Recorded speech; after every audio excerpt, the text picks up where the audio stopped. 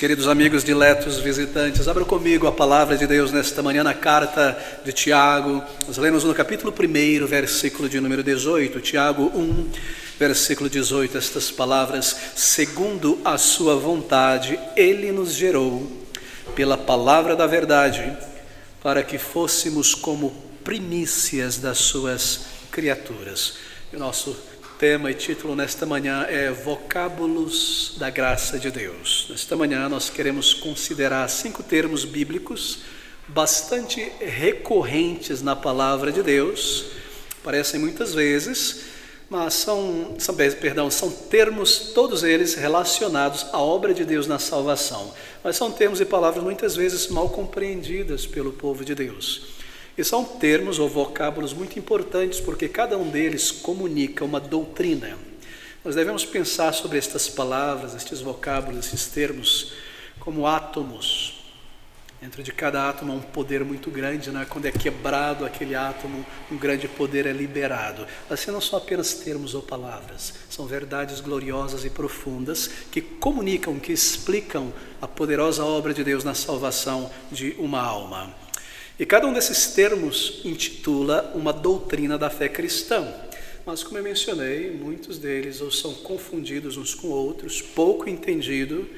Eu creio que é muito importante nós voltarmos a lidar com algo básico, que é a compreensão de certas doutrinas. E doutrinas são comunicadas por termos, palavras escolhidas pelo Espírito Santo, que contém todas estas verdades nelas. Bem, o nosso objetivo é lançar luz sobre o significado, o valor e o poder destes vocábulos. Nós não conseguiríamos lidar com todos eles. Separei aqui em particular 5 deles que estão envolvidos na obra de Deus, na conversão e na santificação de uma pessoa. Bem, esses termos são regeneração, fé, justificação, adoção e santificação. Há outros termos, mas me concentrarei nesta manhã nestes.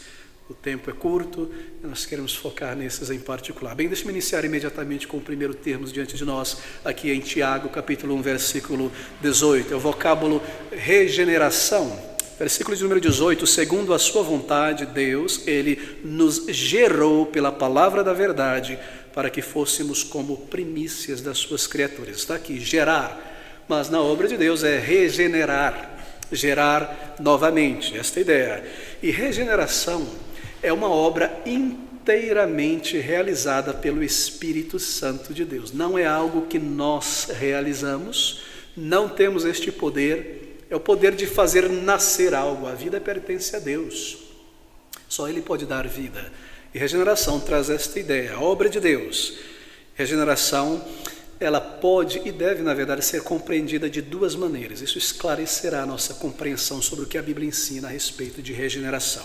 Primeiro, regeneração pode ser entendido como todo aquele processo do início ao fim da salvação de uma pessoa, que vai do abrir dos olhos ao arrependimento, à fé, o novo nascimento e a transformação pelo Espírito. Todo este processo nós podemos chamar de regeneração.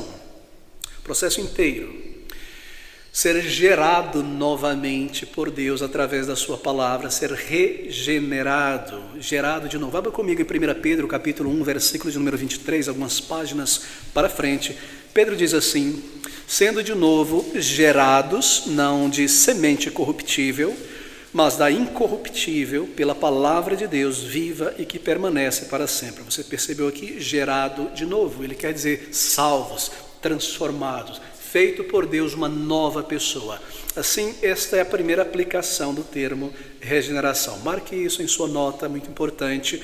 Mas também nós podemos usar o termo regeneração para o início da obra de salvação, aquele momento inicial, do processo de conversão.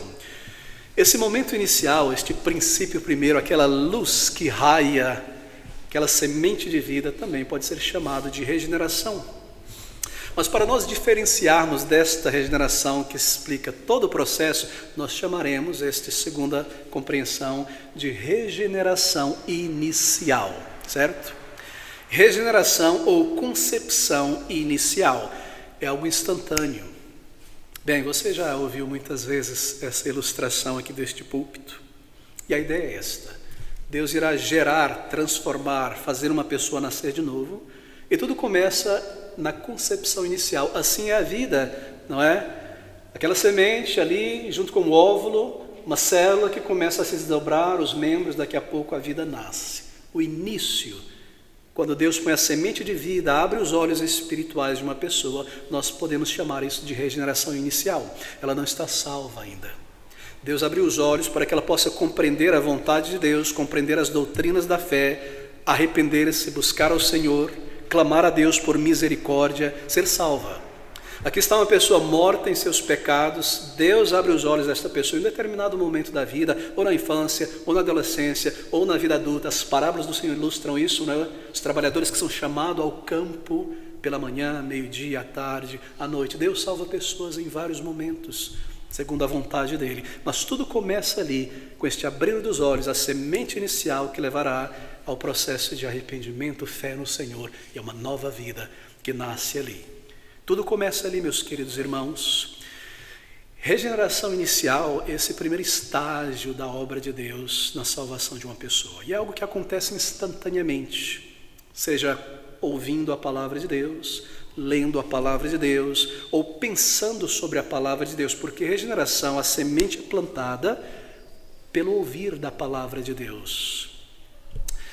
Regeneração acontece quando o indivíduo ouve, recorda-se da verdade ou lê por si mesmo a palavra de Deus. A regeneração inicial, este nascer, este primeiro broto de vida, não acontece desassociada da palavra de Deus. Ela está conectada. Quando, por exemplo, alguém está ali assistindo um jogo de futebol, de repente ela acorda e desperta. Não. A fé, nos diz a palavra de Deus, vem pelo ouvir. E o ouvir da palavra de Deus. E ali naquele momento a pessoa é desperta para a sua necessidade espiritual. Um texto da palavra de Deus, um argumento que foi trazido dela, uma recordação do que ouviu, vem como um relâmpago na alma. E a pessoa desperta. E de repente ela entende: eu sou um pecador.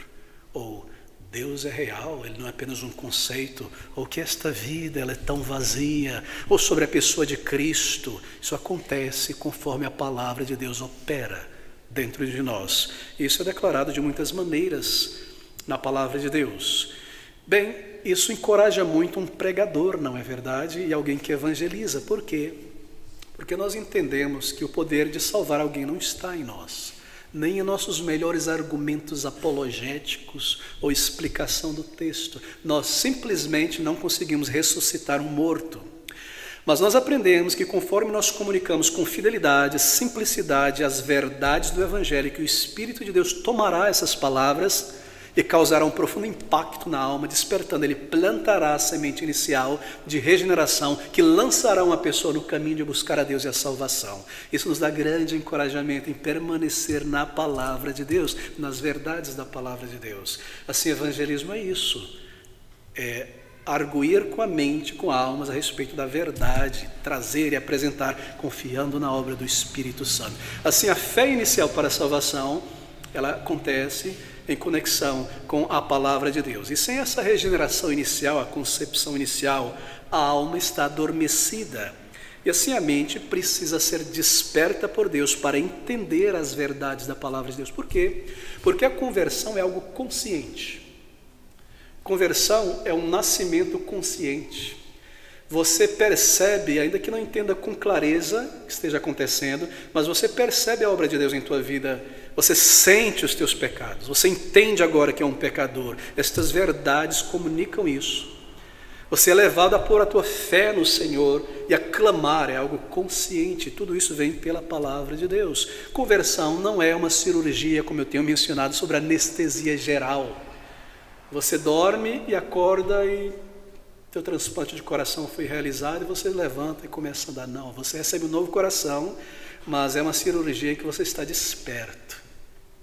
Então depois você percebe: assim Ele me salvou, Ele me despertou, Ele me fez ver a verdade, Ele me trouxe um novo nascimento.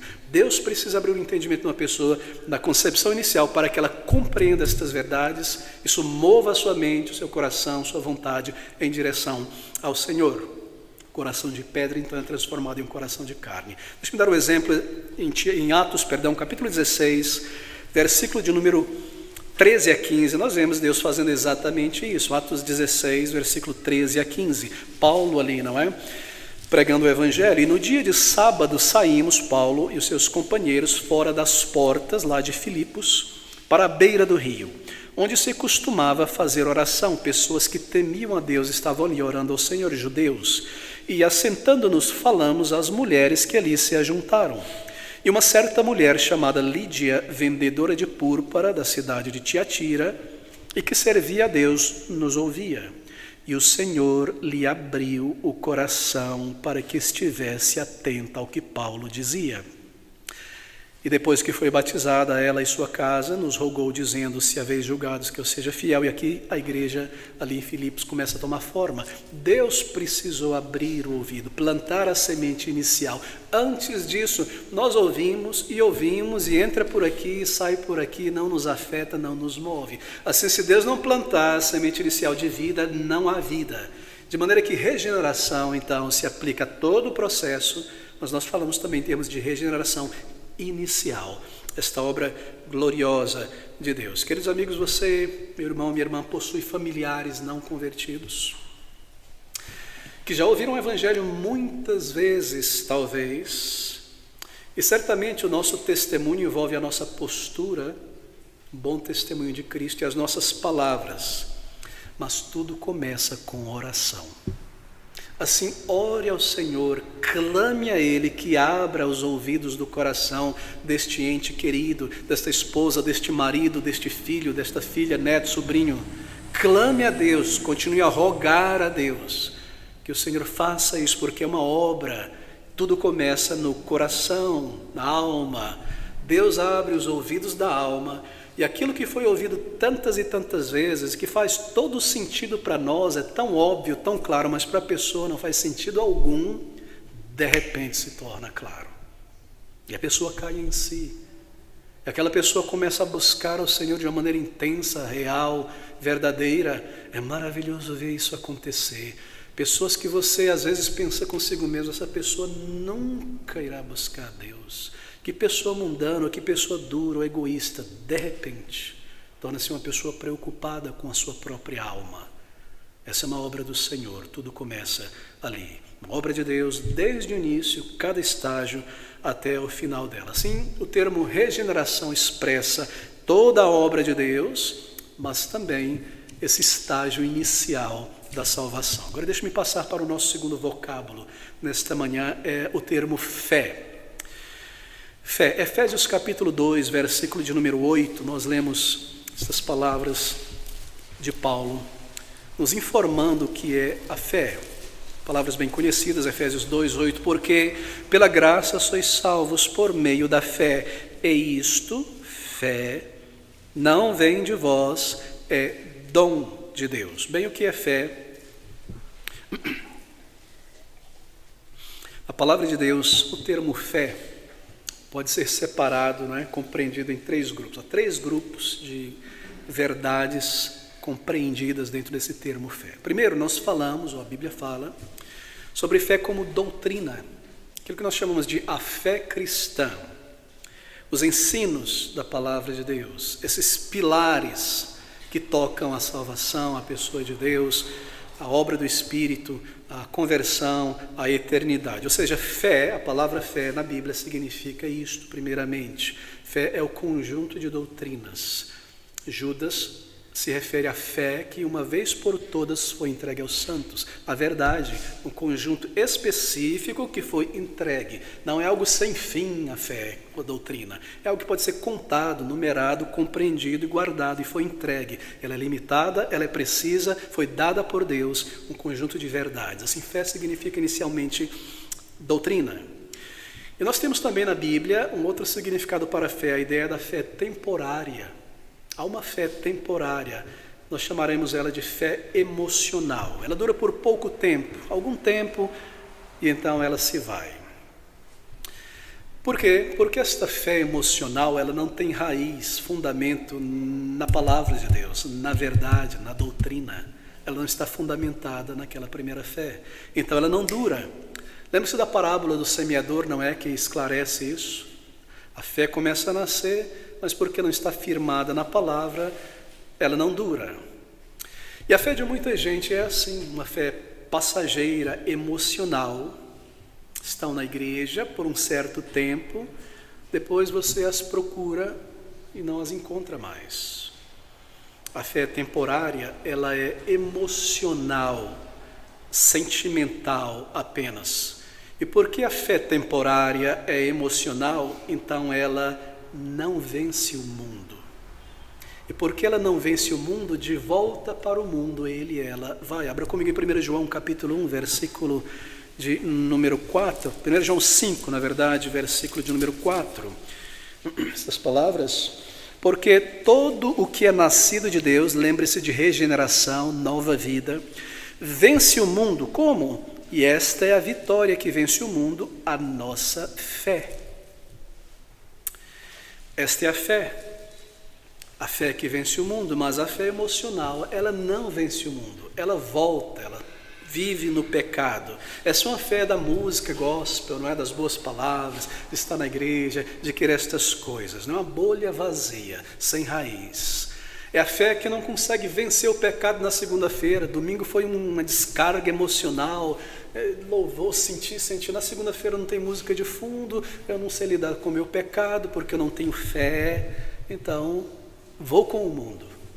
Essa é a fé emocional, temporária apenas. Ela é um tipo de crendice, esta fé.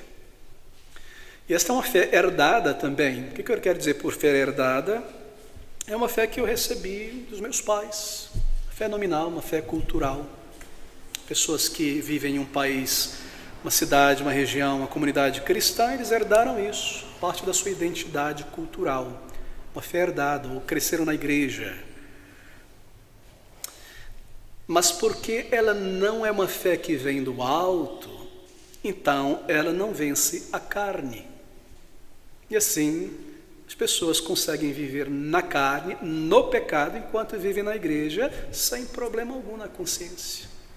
E cantar os louvores do Senhor, tão santos, tão verdadeiros, e cantar ao longo da semana os louvores de Satanás neste mundo e dessa cultura decadente. E receber a palavra de Deus e beber da cultura na internet, na televisão, sem problema, sem conflito na consciência algum. Porque esta é uma fé emocional, ela não vence a carne, ela não vence o mundo. E a terceira aplicação do termo fé é a fé justificadora. Bem, essa é a fé que nos interessa aqui nesta manhã, a fé que justifica um pecador diante de Deus. Romanos capítulo 5, versículo 1, nós lemos essas palavras, Romanos 5:1, tendo sido, pois, justificados pela fé, temos paz com Deus por nosso Senhor Jesus Cristo. Bem, o que é esta fé que justifica o pecador? Deixe-me dizer primeiro o que ela não é. Esta fé que justifica um pecador diante de Deus, o torna justo, embora ele não seja, não é um mero conhecimento ou um reconhecimento de que a Bíblia é verdadeira, de que Jesus é o Cristo, é o Salvador. Esta não é a fé que justifica alguém. A Bíblia nos diz que os demônios reconhecem isso, que Deus é verdadeiro, que Cristo é verdadeiro. E eles fazem muito mais do que muitas pessoas, porque eles reconhecem e tremem. Nós nem mesmo nos arrependemos muitas vezes, nem trememos diante dessa verdade. Assim, pode ser que por parte de uma pessoa que descria ou não se interessava na Bíblia, é trazida na igreja para ouvir o Evangelho, está envolvido com o povo de Deus, ela passe a aceitar o que ela não aceitava antes e a concordar com o que ela não concordava antes, sem todavia ter acontecido uma obra da graça no coração, uma obra de regeneração. E muitas pessoas, você vê isso, concordam, por exemplo, que o pecado é algo extremamente desagradável a Deus, mas continuam naquele pecado. Por quê? Bem, porque a corrupção do coração é muito mais forte do que a convicção da verdade. Assim, esta é a fé que não justifica. Mas o que é a fé, então, que justifica? Não é mero conhecimento de que Jesus Cristo é o Salvador. Bem, a fé que justifica consiste em 3 coisas. É uma dádiva de Deus, como nós já vimos em Efésios 2:8. Segundo, esta fé ela opera em autorrenúncia. Ela gera isso. Renúncia de nossos méritos diante de Deus. Ela nos leva a enxergar que diante de Deus nós não temos nenhum direito, qualquer que seja. Ela tira a ilusão. E assim, esta fé opera uma pessoa de modo a levá-la a ver que ela está totalmente encurralada e não tem saída espiritual, e tudo que ela pode, deve, sente que deve fazer é levantar os seus olhos para os montes e clamar a Deus por misericórdia. Essa fé leva a isso. Lembre-se do povo de Deus, Israel, no deserto, ilustra isto, saindo do Egito, chegando próximo ao Mar Vermelho, encurralados, completamente encurralados. Diante deles, o mar, para onde nós vamos? Atrás, os egípcios, para destruí-los. Eles se entristeceram demais e se angustiaram. E fizeram o quê? Naquela sinuca de bico, naquele canto, encurralados ali, eles clamaram a Deus por misericórdia, rogaram a Deus, clamaram a Deus. E assim é o pecador. Quando ele é desperto, ele vê então a justiça de Deus o alcançando, correndo, próximo do calcanhar. A morte está chegando para pegá-lo. E quando ele olha para frente, ele vê o inferno diante dele, um abismo. E quando essa pessoa compreende isso, não há como, querido amigo, senão clamar a Deus por socorro, misericórdia, perdão, salvação. Ele é levado a olhar para o Salvador, a clamar, e esta alma agora se lança inteiramente a Deus por misericórdia e salvação. Assim, é uma autorrenúncia dos meus méritos, nada em mim que me recomenda a Deus. E esta fé gera isso. Esta é a fé que justifica. Primeiro, é uma dádiva de Deus. Segundo, consiste em nos levar a ver a nossa necessidade, a autorrenúncia. Agora, como essa fé justifica? Bem, ela justifica sempre pelos méritos de Cristo. A fé não tem um fim em si mesma. Lá em João capítulo 1, versículo de número 12, nós lemos da seguinte maneira. João 1,12. Mas a todos quantos o receberam, esta é fé, a Jesus, deu-lhes o poder de serem feitos filhos de Deus aos que creem no seu nome. A fé justifica pelos méritos de Cristo. A fé não justifica na qualidade de uma boa obra. Eu tive fé, fui salvo por isso. Não.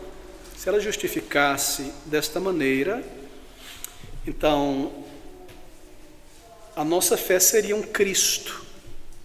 Você percebe? Mas não foi a nossa fé que foi crucificada, que alcançou os méritos. A fé é nada mais do que esta mão vazia de méritos que se estende a Cristo para a salvação. Socorro! A fé faz isso, é neste sentido que ela salva. Não é porque ela possui mérito algum. Há algum mérito em clamar por misericórdia, estou morrendo, estou afundando? Não, o mérito está em quem salva.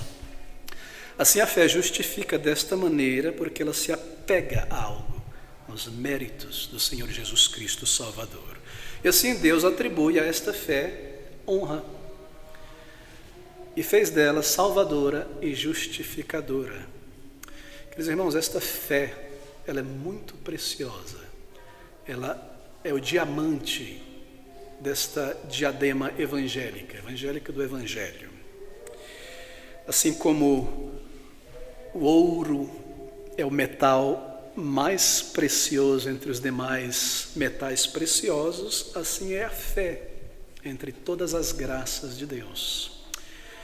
No céu, a principal graça será o amor, mas aqui na terra é a fé. A fé. Bem, esta é a maneira como a fé opera. O amor é graça de Deus, que é coroada no céu. A fé é a graça de Deus conquistadora aqui na terra. Ela conquista, chama o pecador, o liberta, o salva.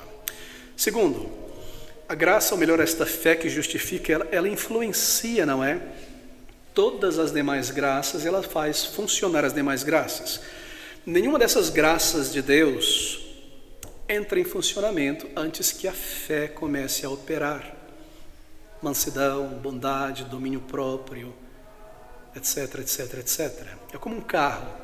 Nenhuma das funções do carro, por mais poderosas que sejam, mesmo um motor poderoso, entra em funcionamento antes que a chave gire. A fé, ela influencia todas as demais graças. Por exemplo, é a fé justificadora que põe a esperança em funcionamento. A antecipação do céu. A fé crê na palavra de Deus, então ela espera, ela antecipa esta herança. A fé põe o amor em ação. Gálatas capítulo 5, versículo de número 6, diz isso, deixa-me ler rapidamente. Gálatas capítulo 5, 2 páginas para trás, versículo de número 6. Porque em Jesus Cristo nem a circuncisão nem a incircuncisão tem valor algum, mas sim a fé que opera pelo amor. Opera, gera, faz andar. Assim ela influencia todas as demais graças. A fé também é uma graça purificadora. 1 Timóteo 3, versículo de número 9, veja comigo. Ela faz algo, ela é purificadora. 1 Timóteo 3, 9.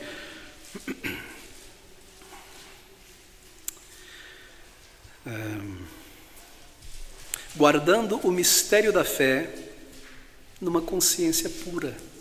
Ela purifica as verdades da fé, essa persuasão, esta graça que nos foi dada.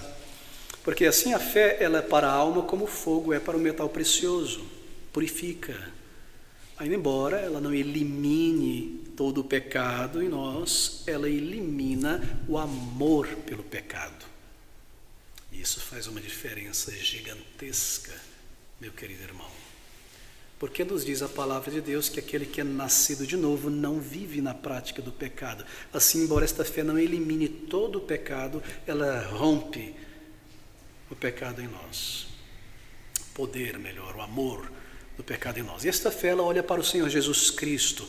Ela aprende humildade com Cristo. Veja como ela está operando, ela está ativando, ela está influenciando as demais graças. Ela aprende o contentamento com Cristo, a obediência e submissão a Deus com Cristo. Assim, a fé é um dom de Deus para a salvação, mas ela permanece conosco ao longo da jornada. Ela é chamada de pedagoga também na palavra de Deus. Agora veja o que ela faz. Filipenses 3:8, abra comigo em um momento. Filipenses 3:8, um pouco para trás, a sua página. Filipenses 3:8. E, na verdade, tenho também por perda todas as coisas pela excelência do conhecimento de Cristo Jesus, meu Senhor, pelo qual sofri a perda de todas estas coisas e as considero como escória para que possa ganhar a Cristo. Palavras tão belas, não é? Palavras tão belas. Deixe-me lhe perguntar, nesta manhã, você tem algo a perder por Cristo e seu reino e sua obra? Ela faz isso, a fé. Algo que lhe custe, algo a sacrificar ou nada. A fé faz isso. Eu tenho algo a perder por causa de Cristo. É isso que Paulo está dizendo aqui. Eu perdi tudo, eu coloquei tudo de lado pela excelência de Cristo Jesus. Te custa algo servir a Cristo? Esta fé opera ali. A fé é uma graça purificadora também. 1 Timóteo 3, versículo 9. Nós lemos assim mais uma vez: guardando o mistério da fé numa consciência pura. Ela opera a santificação em nós. E a fé é uma graça obediente também. Romanos 16, versículo de número 26. Veja comigo também esse texto. Nós estamos provando aqui na palavra de Deus, visualizando, vendo o que são esses termos, não é? Como eles operam. Romanos 16, 26 diz assim: mas que se manifestou agora e se notificou pelas escrituras dos profetas, segundo o mandamento de Deus eterno, a todas as nações para obediência da fé. O Evangelho se manifestou para isso. Fé junto com obediência. ela molda a nossa vontade conforme a vontade de Deus. Se alguém não faz a vontade de Deus, não cumpre a vontade de Deus, não conhece a vontade de Deus, bem, então procure saber se há fé ali.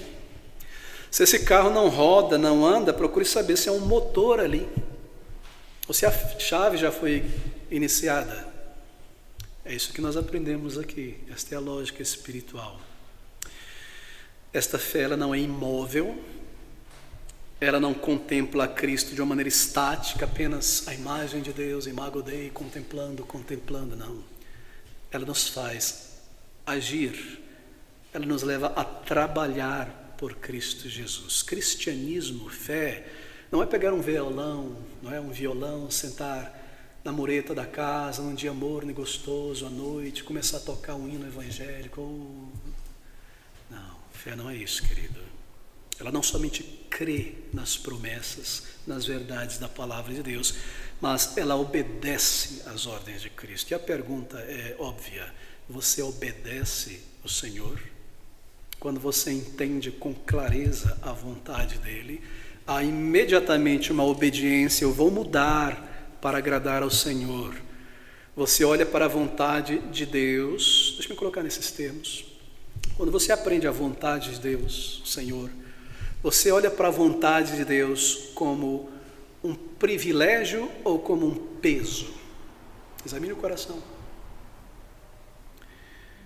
Cumprir a vontade de Deus é uma corrente pesada de ferro atada aos teus pés, ou uma corrente de ouro em teu pescoço?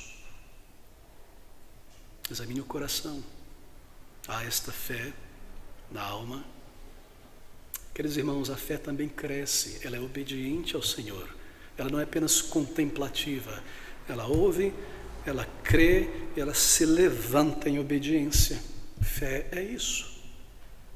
A fé, ela move, ela ativa, ela aciona. Ela não é apenas contemplativa, ela não tem um fim em si mesmo. E então a fé, ela cresce porque todas as coisas vivas crescem. Bem, como nós podemos avaliar então a nossa fé? Nós podemos avaliar, o crescimento de nossa fé pode ser julgada pela força que nós temos, espiritualmente falando. Será que nós podemos fazer algo por Cristo hoje que não podíamos fazer ontem? Quando alguém se torna adulto, consegue fazer coisas que não conseguia fazer quando criança, ainda que desejasse. Então, quando a fé amadurece, nós podemos suportar mais cruzes do que antes, com mais paciência. Quando a fé amadurece, nós conseguimos negar a nós mesmos e pôr a vontade de Deus na frente dos sentimentos, e não mais o contrário. Na infância espiritual é o contrário, sempre. A mente entende, mas o sentimento e a vontade carnal vêm na frente.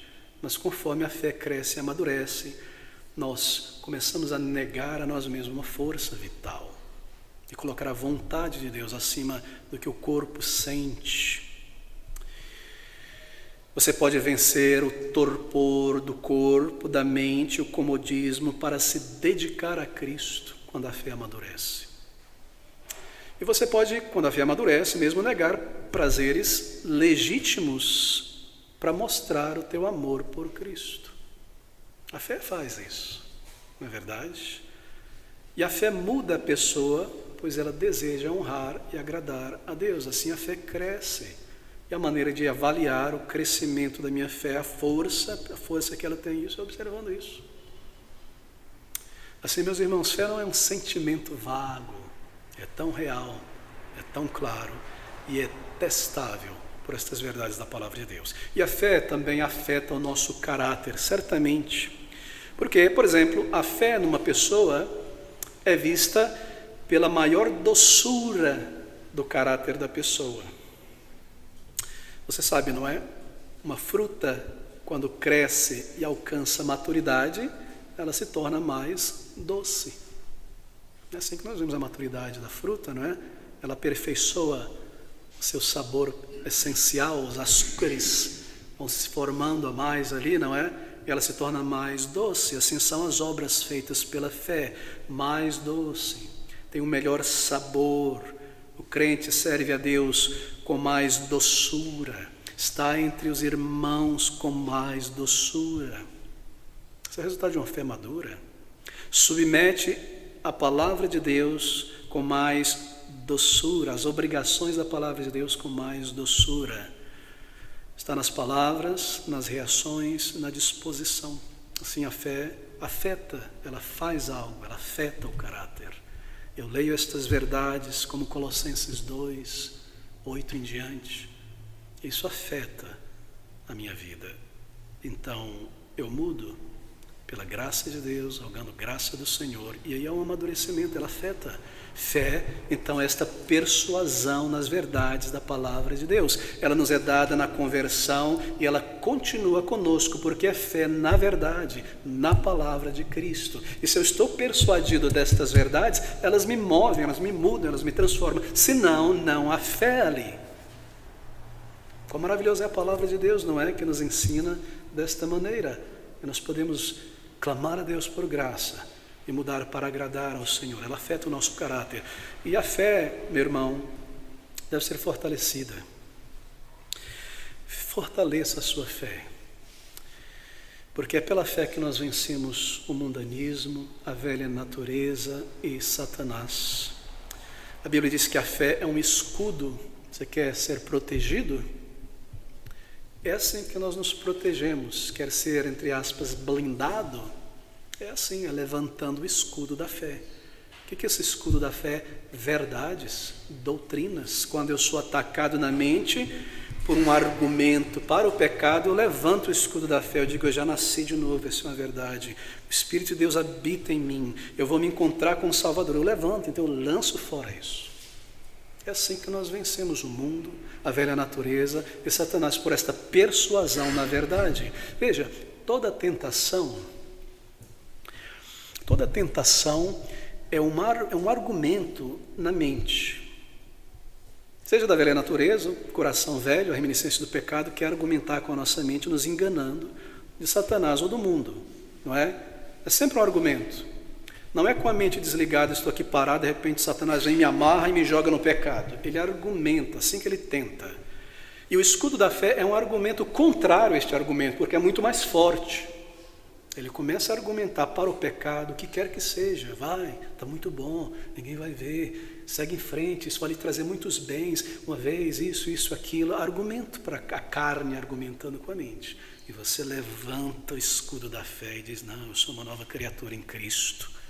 Você diz a si mesmo, você é levado ao abatimento, à tristeza, à depressão, a duvidar, e você está mal, então você argumenta com a tua alma, você levanta o escudo da fé e diz, por que está abatido, ó minha alma? Lembra do salmista levantando, Davi, o guerreiro, o escudo da fé. Assim, queridos irmãos, a fé cumpre isso. Ela é viva, ela fortalece. Sem fé é impossível agradar a Deus, é impossível vencermos este mundo. Que dádiva tremenda é a fé, ela só pode vir do alto, ela é uma dádiva de Deus e ela deve ser mantida, fortalecida então, ao longo da vida cristã. E este é o segundo vocábulo da graça de Deus, e o nosso tempo já está correndo rapidamente, mas deixe-me passar para o nosso terceiro. Esse terceiro vocábulo da graça de Deus é a justificação, o termo justificação. Nós ouvimos muito, não é? Sobretudo no meio reformado, mas muitas vezes não percebemos o valor e o poder desta verdade. Abra comigo em Romanos capítulo 3, versículo de número 24. Romanos 3, 24. Romanos capítulo 3, versículo de número 24, diz essas palavras: sendo justificados gratuitamente pela sua graça, pela redenção que há em Cristo Jesus. Bem, o que é justificação? Justificação é o pilar que sustenta toda a estrutura do cristianismo. Se você remove este pilar, para baixo vai o edifício do cristianismo. E errar aqui, queridos irmãos, é algo muito perigoso. E deixar esta verdade entrar e passar é algo muito perigoso. Justificação. Um erro aqui na compreensão do que é justificação é como um erro em um projeto, não é? 1 centímetro errado e o prédio continua sendo construído na direção errada e quando o vento bater, ele vai desmoronar. Eu estava ouvindo, perdoe-me isso, um documentário sobre um prédio construído nos Estados Unidos, não me recordo a cidade agora, na época foi o maior prédio do mundo, nos anos 80, a altura, né, antes do World Trade Center, construído por um engenheiro muito famoso, arquiteto, engenheiro muito famoso lá, e lá perfeito, quadradão, sustentado em 4 grandes colunas, e um dia uma estudante de engenharia, uma moça, passou e ficou olhando para aquele prédio e falou, esse negócio está errado, porque o princípio tal e tal da física, da engenharia, esta lei diz que tem que ter uma coluna a mais quando o vento vai acima de 126 km por hora. E ventos aqui na ilha, era Manhattan, nos Estados Unidos, né, Nova York. Os ventos passam de 200 km por hora. E ela ligou para esse engenheiro e falou, olha, isso aqui. O secretário de engenharia falou, tá bom, vai passear. Quem construiu esse prédio foi fulano de tal. Mas fulano de tal, o secretário comentou com o engenheiro, e ele ficou curioso e falou, deixa eu rever meus projetos aqui. E pasmado descobriu que a moça estava certa. Saiu uma coluna a mais, logo que um vento mais forte batesse, ia desabar. Foi um prédio feito para a Citcom, não é aquela companhia, corporação financeira. E esta é a ideia da justificação. Se esta coluna não estiver ali, o nosso edifício irá cair mais cedo ou mais tarde. O que isso quer dizer, meus irmãos? Justificação é um termo ou um vocábulo tomado emprestado dos tribunais, e refere-se a uma pessoa que é acusada de um crime verdadeiro que cometeu, mas que por alguma razão é justificada deste termo, considerada agora justa diante da lei, como cidadão reta. Vem dali esse termo justificação. E a ideia é muito simples, não é? Que Deus justifique uma pessoa, declare justa, reta, limpa, de acordo com a sua lei, em retidão, não quebrou, embora ela tenha quebrado. Que Deus considere e olhe para esta pessoa como se não tivesse pecado, embora tenha pecado. Esse é um ato livre, da graça livre de Deus, que nos perdoa e nos aceita como justos em sua presença. Mas por qual justiça? A de Cristo. É por isso que justificação é somente pela fé nos méritos do Senhor Jesus. Se você adiciona qualquer coisa a essa massa desta coluna, ela vai cair. Procure construir este prédio, este pilar de concreto, usando areia, você tem que usar areia, mas coloque a areia lá da praia do mar, ali nesta coluna. E você verá em pouco tempo o resultado. Não se adiciona absolutamente mais nada. Os nossos olhos estão firmados no que Cristo fez. Sabe por quê? Porque, falando pessoalmente, não é? Nós individualmente, no momento em que nós somos sacudidos por dúvidas de Satanás, e no momento em que você pecar e confessar ao Senhor e voltar a pecar novamente e confessar, e o desespero começar a vir, a angústia, será que eu sou salvo? Será que eu sou salvo, Senhor? Tem misericórdia de mim? Nós lembramos desta verdade. Fui justificado não pelos meus méritos. Como agora eu vou me perder, ser condenado pelos meus deméritos? Maravilhoso, não é? É aquele farol que brilha na escuridão, na nuvem, dos problemas, das angústias, das dificuldades, está lá, Cristo, justificado nele, eu estou nele, por causa dele, ele é a minha segurança, embora a minha certeza ande assim, ele é a minha segurança, eu olho para ele, quando tudo mais se vai, mas eu esqueci a maneira como eu fui convertido naquele dia, Deus, sim, a memória vai falhando, mas eu olho para mim e vejo os frutos do Espírito, eu me lembro que ele me salvou e me transformou, ele, esta é a coluna, nós não podemos errar aqui.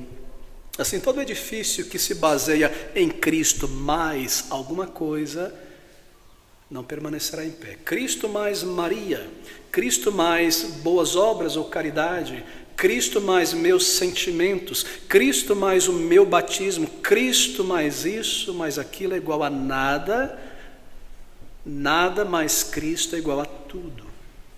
Justificação é tão tremendo. E justificação não para por aí. Quem é que justifica o pecador? Bem, nós aprendemos que é toda a Trindade. Lá em Romanos 8,33, nós aprendemos que é o Pai quem justifica o pecador. É Deus quem os justifica. Então, quem os condenará? Nós aprendemos em Atos 13:39 que é Jesus, o Filho, quem justifica, e por meio dele todo o que crê é justificado, diz Paulo. Nós aprendemos também que Deus, o Santo Espírito, é quem justifica. Em 1 Coríntios 6,11 diz: mas fostes justificados em o nome do Senhor Jesus Cristo e no Espírito de nosso Deus. Assim, justificação é um ato invisível realizado no céu, quando o juiz bate o martelo e os méritos de Cristo são colocados sobre esta pessoa, e ela é vista diante da lei de Deus como justo, porque Cristo pagou no lugar dele.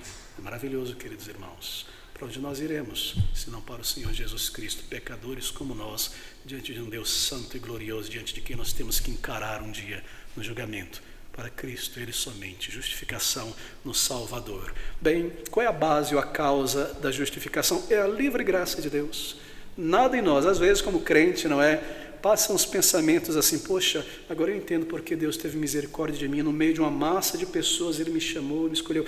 Agora eu entendo, é porque eu tenho em mim essa inclinação para o bem, ou porque eu tenho uma mente maravilhosa para fazer as coisas, Deus precisava de mim no seu reino, ou porque esta sensibilidade, nós temos essa tendência, Satanás põe isso em nós, e aí nós lembramos: nada em mim, nada no pecador, não havia nada em nós. Quando Ele olhou do céu para nós, no nosso caráter, não havia nada que o atraía, não havia nenhuma flor de caráter em nós, absolutamente nada.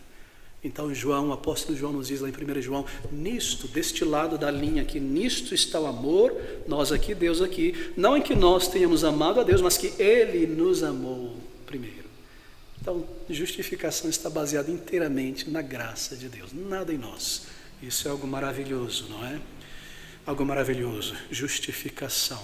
O fundamento desta justiça é a satisfação que Jesus Cristo proporciona às exigências de Deus que nós não proporcionamos. Que Cristo satisfez a lei de Deus pagando as nossas falhas. Assim Deus pode, em equidade e justiça, nos tornar justos, nos perdoar. Ele não poderia fazer isso sem que a sua justiça, a sua lei fosse cumprida, honrada. Cristo cumpriu todas essas coisas. E assim, por meio dele, somos justificados. Bem, diante disso, o que nós fazemos? Nós adoramos a sabedoria de Deus. Nós adoramos ao Deus da nossa salvação. Misericórdia tão grande, tão imensa. É um consolo, não é? Esta verdade é um consolo na fraqueza. Quando as imperfeições são crescentes em nós, e quão imperfeito nós somos como crentes, não é? Quão falhos são as nossas obras. E embora nós devemos nos humilhar diante de Deus por isso, que mesmo no nosso melhor estado espiritual nós falhamos e erramos, e quando nós cumprimos tudo e começamos a colocar a coroa na nossa cabeça, fez tudo o que deveria fazer, a Bíblia nos chama de servos inúteis, só fez o que tinha que fazer. Aí então vem esta doutrina maravilhosa: fui justificado pela misericórdia de Deus, que graça, pelo sangue precioso, por isso, apesar de minhas falhas, eu tenho paz. Romanos 5:1, justificado, pois, pela fé, temos paz com Deus por nosso Senhor Jesus Cristo. Cante isso, louve isso, adore ao Senhor, adore, louvores ao Senhor por esta verdade. E esta alegria te trará grande força. Assim, esse é o propósito desta verdade para nós. Embora um ato invisível de Deus na alma, conhecê-la, saber disso deve gerar esta retribuição de louvor e de vida para o Senhor. Um outro vocábulo da graça de Deus, encontrado na Bíblia, nosso penúltimo termo é o termo adoção, e é um termo tão maravilhoso. Abra comigo em João capítulo 1, versículo 12, nós lemos: a todos quantos receberam a Cristo, Deus deu a eles o poder de serem feitos filhos de Deus. Você percebe a lógica aqui? Antes desta obra do Espírito, antes da conversão, nós não somos filhos de Deus. Assim, essa é uma mentira do vocabulário de Satanás, que ele põe na boca do incrédulo, e nós éramos assim, achar que nós somos filhos de Deus. Eu também sou um filho de Deus. Não é isso que nós falamos? Não, nós não somos. E aqui está a palavra de Deus declarando isso. Nem todos são filhos de Deus, somos criaturas de Deus. Eu sou uma criatura de Deus igual a cutia, o jacaré, o macaco, a minhoca. Fui criado por Deus. Claro, eu trago a imagem do Senhor em mim, é uma alma. Mas filho, herdeiro, relacionamento filial, paternal, bem, Deus tem apenas um único filho, Jesus Cristo, unigênito, único gerado pelo Pai. Não que ele tenha sido gerado porque ele é eterno, gerado em sua encarnação, não é? Meu filho amado. E nós nos tornamos filhos, somos feitos filhos de Deus, pela adoção. Somos adotados. Bem, o que é adoção? É trazer uma pessoa estranha a um relacionamento de filho e herdeiro. Estranho no sentido de estrangeiro, que não estava ali naquela comunhão. Trazê-la para este relacionamento agora de filho e de herdeiro. Eu sou adotado. Como Moisés foi adotado pela filha de Faraó. Ele não era e não tinha nada daquelas coisas. Assim Deus nos adota na família do céu. E ele faz isto, ao fazer isto, ao nos adotar, ele realiza duas coisas. Apocalipse capítulo 3, versículo 12, é algo tão confortante, tão maravilhoso. Nos diz que ao nos adotar, Deus nos dá o seu nome. Apocalipse 3,12, a quem vencer eu farei coluna no templo do meu Deus, e dele nunca sairá, e escreverei sobre ele o nome do meu Deus e o nome da cidade do meu Deus, a Nova Jerusalém que desce do céu, do meu Deus, e também o meu novo nome. Quando nós somos adotados, nós recebemos este nome glorioso. Você sabe que nome comunica algo, não é apenas um nome, é um status. Filhos de Deus, cristãos. Veja, é uma grande dignidade, não é? Ser adotado, isso é um tesouro muito grande. Ser protegido agora pelos anjos de Deus. Já pensou sobre isso? Possuir o sangue real de Cristo. Neste mundo, os reis e rainhas, quando partem, são celebrados. Mas se partem sem Cristo, encaram imediatamente o terror de uma consciência culpada. Mas aqui está, pobres pecadores como nós, rejeitados por este mundo. Então nós partimos.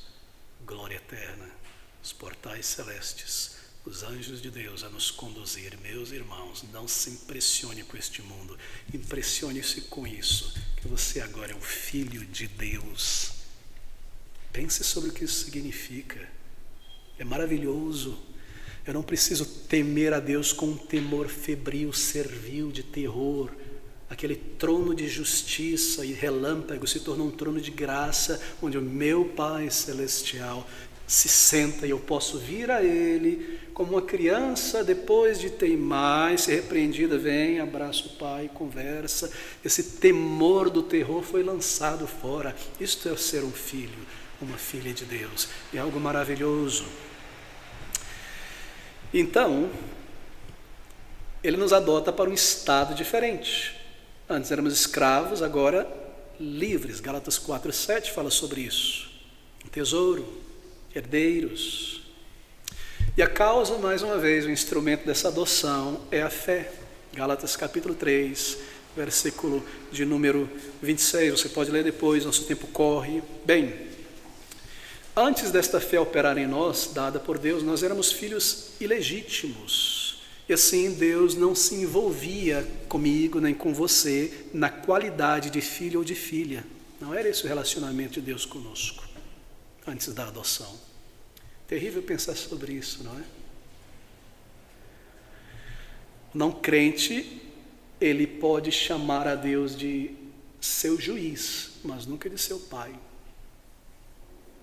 É triste, não é? Não sei se você já experimentou na infância, alguma coisa assim, de um sentimento de estar num lugar entre pessoas, você estava ali querendo, mas de repente algo acontece e você se sente que você não é parte dali, porque você é meio que rejeitado, e você achava que era igual junto, e alguma coisa acontece, é o pecado, não é, que gera isso.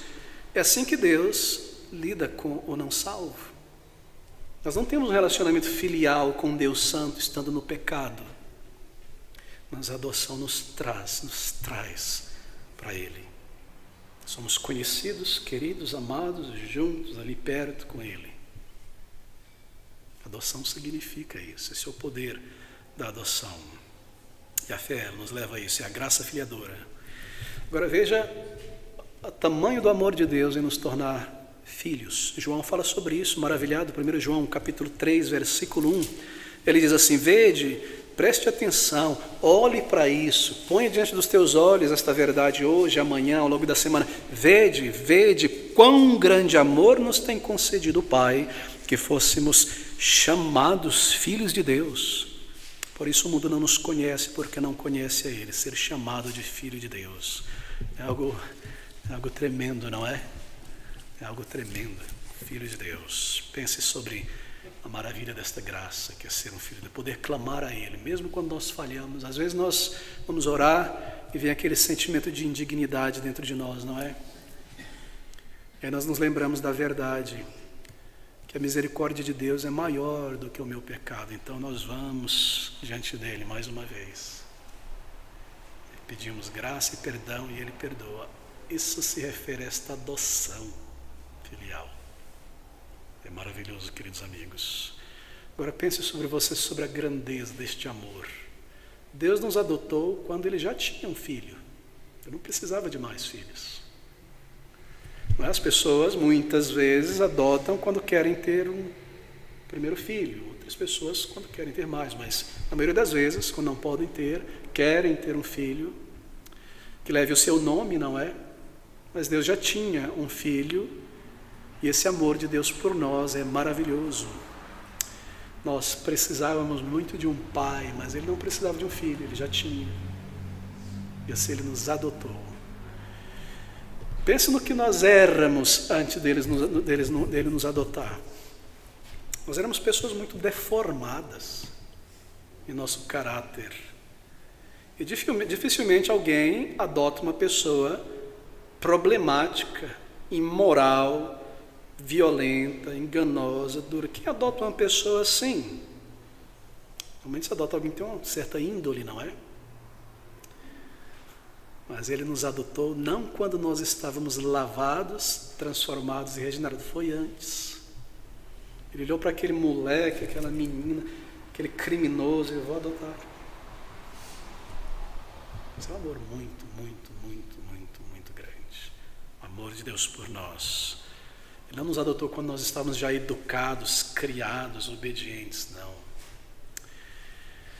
Nós éramos Lázaros, não da Bíblia, o lá de Goiás.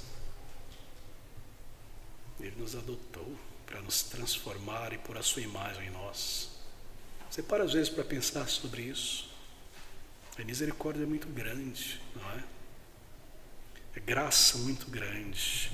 Nós éramos sujos, rebeldes, dentro de nós não havia nada que o atraía.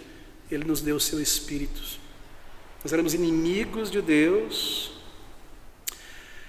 E nós éramos membros de uma família inimiga da família de Deus. Éramos filhos do diabo, servindo Satanás e proclamando o seu nome neste mundo. Ele nos tirou de lá e nos adotou. Quando nós pensamos sobre isso e trazemos isso à nossa mente, queridos irmãos, o nosso amor por Deus aumenta, nossa humildade também, nossa gratidão. Nós seguimos por esta vida com grande alegria no Senhor. Não há nada que nos separará do amor de Deus. O amor de Deus por nós. E o termo adoção comunica todas estas coisas e muito mais. E não foi barato pagar o preço da nossa adoção. Foi o sangue do seu filho. Entregar o seu filho por pessoas que não eram filhos. Quem faria isso? Você daria o seu filho e sua filha por um miserável, um criminoso, um Lázaro? Morre meu filho, traz o Lázaro. Solta Barrabás, crucifica Cristo. É que nós percebemos as declarações de amor de Deus em sua palavra. Isso derrete o nosso coração. Essas narrativas, essas verdades.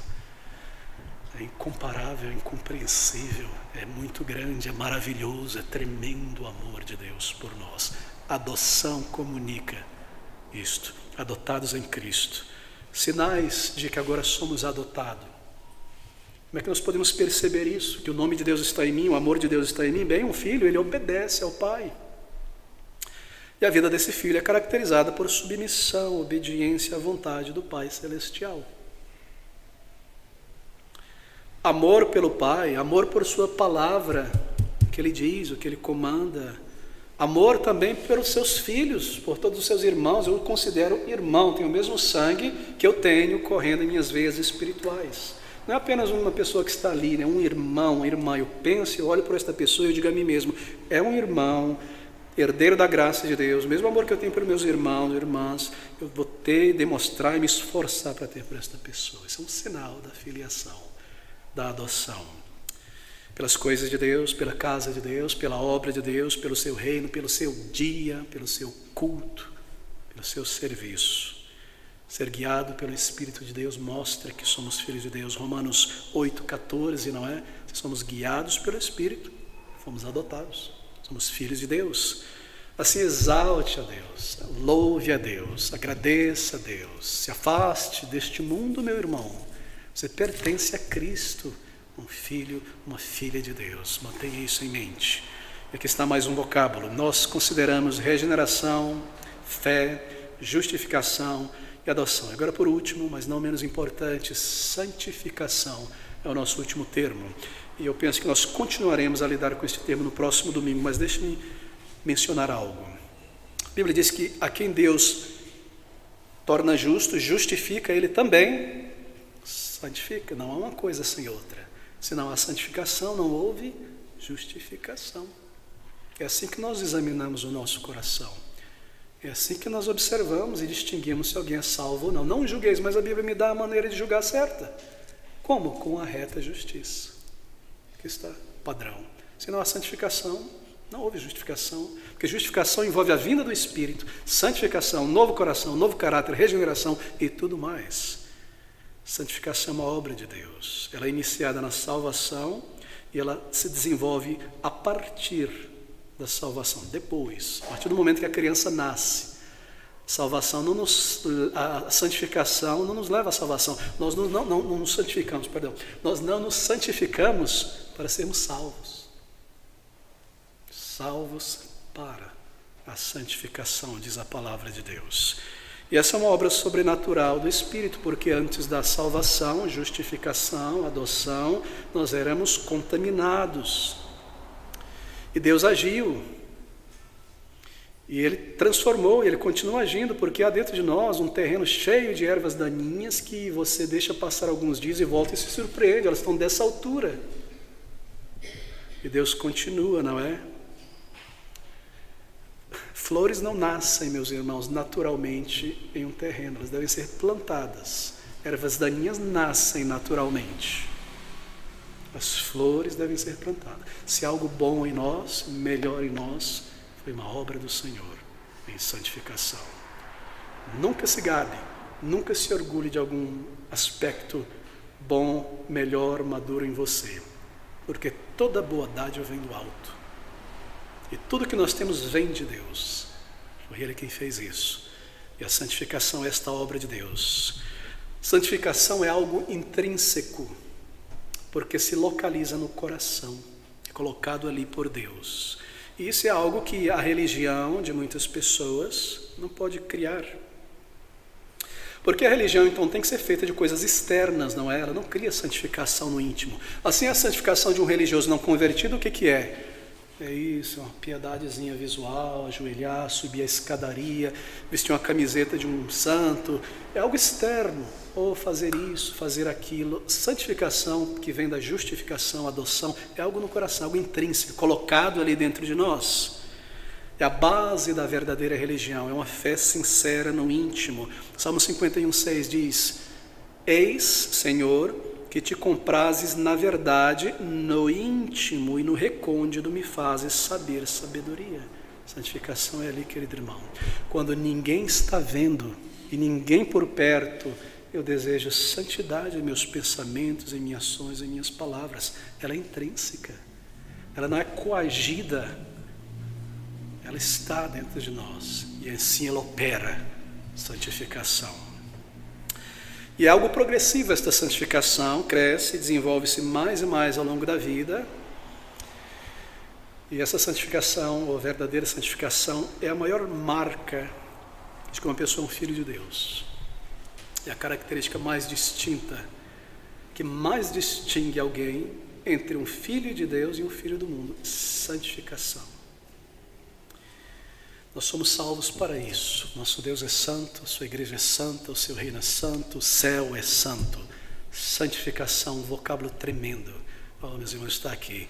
Regeneração, toda a obra de Deus em converter, em salvar uma pessoa, e a obra inicial.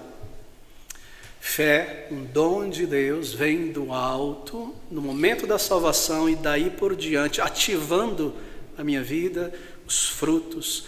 Ela não é estática e ela deve ser mantida, alimentada e cultivada. Justificação, uma obra invisível de Deus na alma, mas que muda o meu status aos olhos de Deus. Não mais ímpio, criminoso, mas agora justo diante de Deus.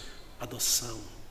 Sermos feitos filhos de Deus, uma nova natureza e santificação iniciada na conversão, operada pelo Espírito conforme nós o ouvimos na palavra e obedecemos, e então o nosso chamado para este mundo. 5 vocábulos gloriosos, preciosos. Assim, quando você ouvir estes vocábulos sendo falado o tempo todo em uma conferência reformada ali, acolá, lembre-se disso, porque a Bíblia diz. A maneira prática, o que isso requer de nós, e o poder e a glória destas verdades. Que Deus abençoe e aplique isso aos nossos corações para a glória dele.